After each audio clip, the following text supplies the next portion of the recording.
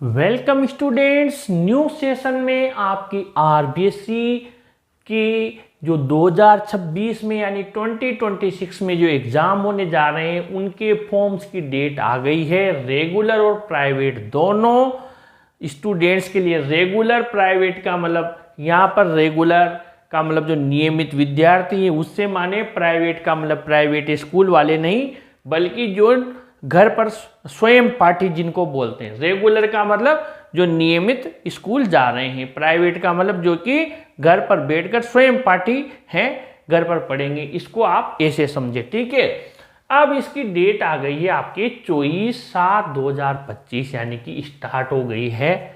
फिर आपको 23/8/2025 तक इन्होंने लास्ट डेट दी है। इसके बाद में बहुत ही ज़्यादा फीस ली जाती है, कुछ दिन के लिए डबल फीस, उसके बाद में बहुत ही ज़्यादा यानी कि कोई गरीब व्यक्ति उस फीस को वहन नहीं कर सकता, इतनी ज़्यादा फीस ली जाती है। तो आप जो सामान्य शुल्क है मात्र 600 रुपये अभी जमा करवा कर और आपका एग्ज़ाम दे सकते हैं।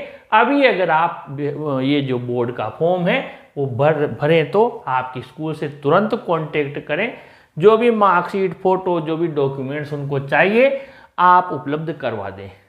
अगर जो बच्चा स्कूल रेगुलर नहीं जाता है, घर पर रह के पढ़ाई करेगा प्राइवेट, उसको 650 रुपये देने हैं। अब यहाँ पर मैं क्लियर कर दूँ कि 100 रुपये प्रति विषय प्रैक्टिकल की फीस अलग है।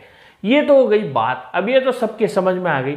जो चीज़ मैं समझाने जा रहा हूँ वो ये पॉइंट्स हैं, क्योंकि कई बच्चों को इनमें बहुत सी समस्याएं हैं।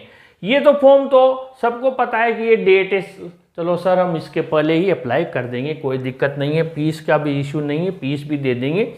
लेकिन ये जो आपके हैं ये मैं क्लियर कर देता हूँ, क्योंकि इनके जवाब आपको सब जगह मिल जाएंगे। इनके जवाब बहुत ही मुश्किल है। जिसने आरबीएससी द्वारा जारी विवरणिका का अध्ययन किया है, जो वो टाइम टू टाइम जो वहाँ से निर्देश भेजता है उसको देखता है, वही आपको इसका सटीक रिप्लाई देगा, नहीं तो गोलमोल जवाब मिलेगा। इसलिए ध्यान से समझे।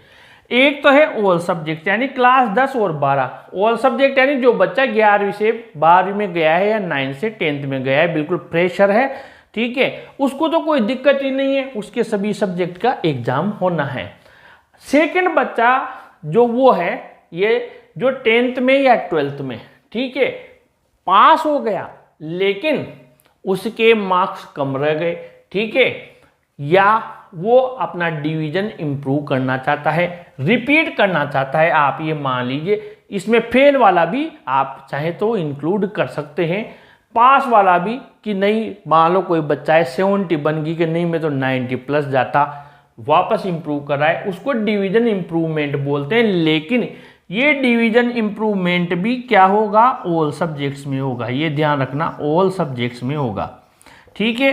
एक है फैकल्टी चेंज, जैसे साइंस का था उसके नहीं बन रहा साइंस में, अरे यार मेरे परसेंटेज नहीं बन रही, मेरी समझ में भी नहीं आ रही, मैं छोड़ूंगा, मैं तो आर्ट्स लूंगा, तो वो फैकल्टी चेंज वाला थर्ड पॉइंट है। समझ लो एक एक चीज ध्यान से।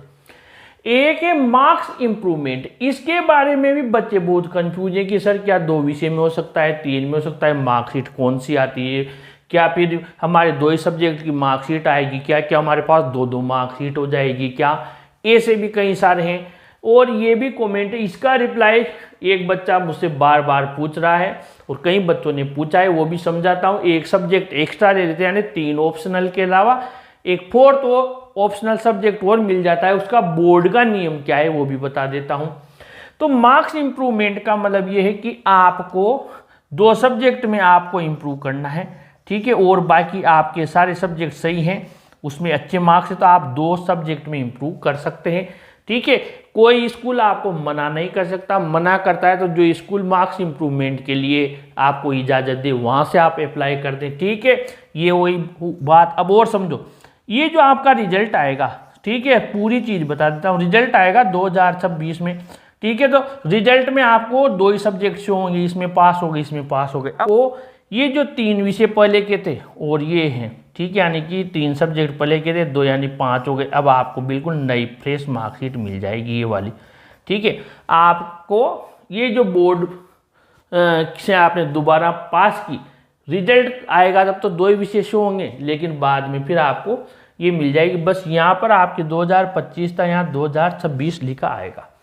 एडिशनल सब्जेक्ट में देखिए, एडिशनल में 12th में आपको जैसे साइंस स्ट्रीम का बच्चा है, साइंस बायो का, तो बायो के साथ मैथ्स भी एडिशनल ले सकता है। साइंस मैथ्स वाला है, पीसीएम वाला है तो बायोलॉजी ले सकता है, पीसीबी वाला है तो मैथ्स ले सकता है, एक सब्जेक्ट ले सकता है। इसके लिए उसे एक्स्ट्रा फीस देनी होगी, कोई किंतु परंतु नहीं है, कोई कंफ्यूज मत हो, ले सकते हो। आर्ट्स वाला है उसके लिए एक ही सब्जेक्ट दिया हुआ है एडिशनल में, संस्कृत। ठीक है, क्लियर है, कहीं से कुछ पूछने की जरूरत नहीं है। इसके अलावा साइंस आर्ट्स कॉमर्स वालों को बोर्ड ने एक सुविधा दी हुई है 4th सब्जेक्ट के रूप में, वो कंप्यूटर साइंस या इंफॉर्मेटिक्स प्रैक्टिस भी ले सकते हैं। यानी कि वो चाहते हैं कि नहीं मैं मैथ्स बायो नहीं लूँगा, मैं तो जैसे साइंस बायोलॉजी वाला है कि मैं मैथ्स नहीं लूँ, मैं कंप्यूटर साइंस लूँगा, वो ले सकता है। आर्ट्स वाला करा यार संस्कृत नहीं, मैं तो कंप्यूटर साइंस लेना चाहता हूँ, वो ले सकता है। ठीक है, इसका एक्स्ट्रा चार्ज लगता है और आप बोर्ड के फॉर्म में ये चीज़ ऐड कर सकते हैं। ये चीज़ें फिर भी कोई किसी प्रकार की आपको दिक्कत हो तो पूछ सकते हैं, और जानकारी करके जितना मेरे पास में सूचना है अभी बता दिया, और कोशिश करूंगा अगर आपको कोई बात समझ में नहीं आ रही है तो बाकी भी आप फॉर्म तुरंत अप्लाई कीजिए, आपके डॉक्यूमेंट्स कलेक्ट कीजिए। ठीक है, फिर कोई नई अपडेट आती है तो आप तक जरूर लेकर आएंगे। वीडियो को लाइक शेयर कीजिए, ऐसी ओरिजिनल जेन्युइन इन्फॉर्मेशन के लिए अपने चैनल को भी सब्सक्राइब कीजिए। Thank you.